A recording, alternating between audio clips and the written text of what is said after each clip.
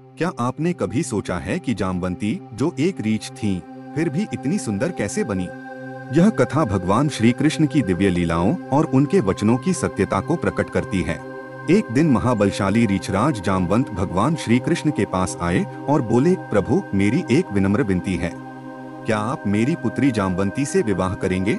श्री कृष्ण चकित हुए और बोले, जामवंती, मैं उसे नहीं जानता। तब जामवंत ने श्री कृष्ण को त्रेता युग की एक घटना स्मरण कराई। जब श्री राम अवतार में थे, तब जामवंत ने अपनी पुत्री का विवाह उनसे कराने की प्रार्थना की थी। लेकिन भगवान राम ने एक पत्नी व्रत का पालन किया था। तब उन्होंने जामवंत को वचन दिया था, मैं द्वापर युग में श्री कृष्ण रूप में जन्म लेकर जामवंती से विवाह करूंगा।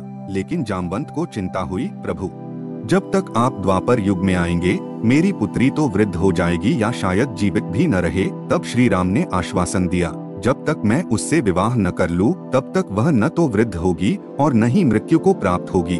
और अब द्वापर युग में जामवंती वैसी की वैसी युवा और तेजस्वी श्री कृष्ण के समक्ष खड़ी थी।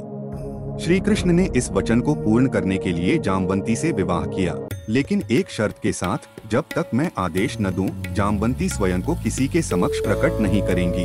जब श्री कृष्ण जामवंती को द्वारका ले आए, उन्होंने अपनी पत्नी रुक्मिणी से उनका परिचय कराया।